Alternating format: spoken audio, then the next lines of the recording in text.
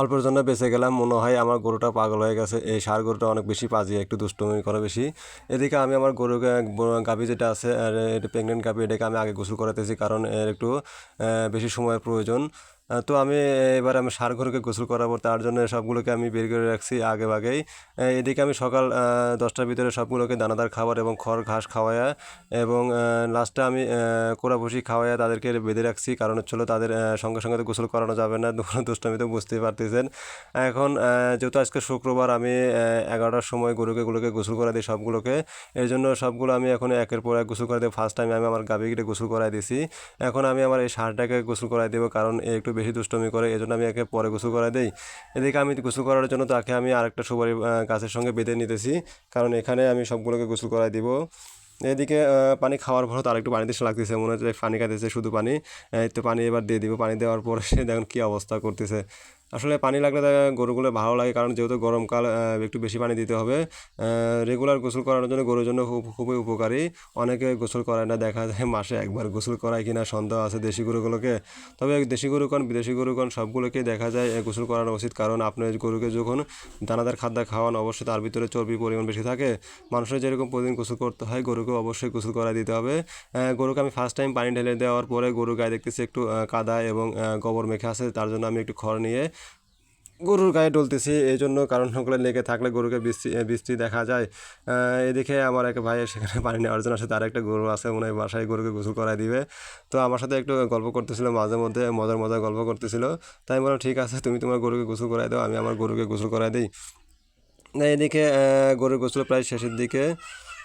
তো আমি আবার গরুগুলোকে পানি দিতেছি। পানি দেওয়ার ফলে গরুটা একটু নড়তে পারতেছে না, কারণ গরুটা খুব ছোটো করে বাঁধা হয়েছে। এদিকে দেন গরুটা কী অবস্থা, আর নড়তে পারতেছে না। আর পানি আমি জোরে দিতেছি এই জন্য, কারণ গায়ে ময়লাগুলো থাকলে সবগুলো ঝরে পড়ে যাবে।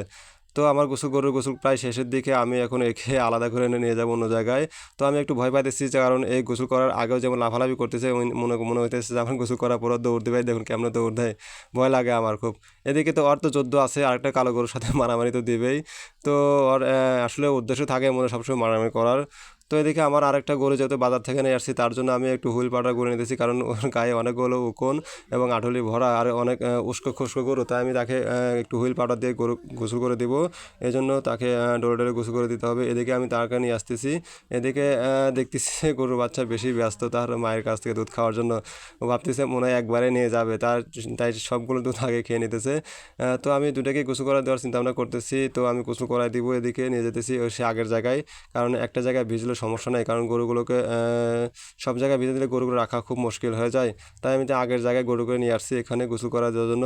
তো আমি গোসল করাতেছি, এইদিকে বাচ্চাকে দুষ্টমি করার জন্য একটু পানি ঢালিতেছি, দেখি বাচ্চারা দৌড় দিয়ে পালাই গেছে। তো এদিকে দেখতেছি গরুর গায়ে মনে হয় গরু খেয়ে মনে হয় বছর 3 মনে হয় গোসল করায় না। বাজার থেকে নিয়ে আসার পর দেখতেছি গরুর গায়ের অবস্থা খুব খারাপ। তো আমি এখন গোসল করে দিব, পানি ঢেলে দিয়েছি হুইল পাটাগুলো দেওয়ার পরে 5 মিনিট একটু ভিজায় রাখবো, কারণ তার গায়ে অনেকগুলো উকুন আছে এবং ময়লাগুলো আছে যেন সব কাপড়ের মতো ধুয়ে পরিষ্কার হয়ে যায়। তো এর জন্য আমি সবগুলো দিতেছি যতটুকু গুলাইছিলাম। তো এখন এরপরে গুলানোর পরে মাথায় একটু দিতেছি, ভাবতেছিলাম যে মাথায় দিলে কানের ভিতরে যাবে কি না। তো এদিকে সোয়াইব তো আমার পাশে আছে, একটু সাইডে সোয়াইবকে দেখাইতেছি না, কারণ আজকে সোয়াইবে এখানে যেহেতু গরু যদি লাথি দেয় সোয়াইবের তো ব্যথা লাগবে, তাই সোয়াইবকে দূরে রাখছে একটু। তো এদিকে ডলতেছি, দেখা যাচ্ছে মনে হইতেছে কতদিন যাবৎ গোসল করে না আল্লাহ পাক জানে। গায়ের ভিতর থেকে মনে হয় মাটির গোডাউন। তো দেখেন কি অবস্থা, আর হাড্ডিগুলো দেখা যাচ্ছে। তবে গরুটা একটু বড় আছে, কিন্তু এদিকে বাচ্চাটা একটু খেয়াল করলাম, বাচ্চাটা মনে হয় একটু অসুস্থ লাগলো, কারণ বাচ্চাটার গায়ে দেখলাম একটু গোটা গোটা, সম্ভবত এলএসডি রোগ হয়েছে। এর জন্য অবশ্যই চিকিৎসা করতে হবে। এলএসডি রোগ এর আগে আমার 2টো গরুতে হয়েছিল, তার আমি সঠিক উপায়ে চিকিৎসার মাধ্যমে সবগুলো আমি ভালো করেছি, ইনশাল্লাহ এটাও ভালো হবে। তো যারা এলএসডি সম্পর্কে জানেন এবং এলএসডি রোগ কী, তারা অবশ্যই ঠিক আছে, তারা অবশ্যই আমাকে জানাবেন কমেন্ট বক্সে। আমিও আপনাদেরকে জানাবো আমি যদি যতটুকু জানি আর কি। সো ভিউয়ার্স, এদিকে সোহাইব তো আমার সাথে দুষ্টমি করতেছে গরুর পাশাপাশি। এদিকে সোহাইব তো আমার আসলে কাছে আসতে পারতেছে না, এই জন্য সোহাইবের অনেক কথা। তো এই গরুকে গোসল করার লাস্ট পর্যায়ে আসছে আমি। সো ভিউয়ার্স, আমার এই গরুগুলোকে গোসল করা যদি আপনাদের কাছে ভালো লাগে, অবশ্যই একটা লাইক কমেন্ট শেয়ার সাবস্ক্রাইব করতে ভুলবেন না। আর আমার এই ছোট্ট একটা খামারের পাশে থেকে আমাকে অনুপ্রেরণা দিবেন, বিশেষ করে একটা লাইক আর একটা আপনারা যদি সাবস্ক্রাইব করে আমার চ্যানেলের পাশে থাকেন, অবশ্যই আমার ভালো লাগবে নেক্সট টাইম ভিডিওগুলো দিতে। তো তো আমার গরুগুলোকে গোসল করানো প্রায় শেষ, সবগুলোকে আমি আরেকটা আমার কালো গরু আছে ওটাকে আমি গোসল করাবো না, যেহেতু ওটা গায়ে এলএসডি রোগ দেখা দিয়েছিলো। এর আগে আমি ইঞ্জেকশন ভ্যাকসিন সবগুলো করে ওষুধ খাওয়ার পরে গরুটাকে আমি ভালো হয়ে গেছে, তবে পায়ে একটা ক্ষত দেখতেছিলাম, তাই আমি ওই গরুকে গোসল করাই দেবো না। দেখুন ইনশাআল্লাহ সব ভালো থাকবেন। আসসালামু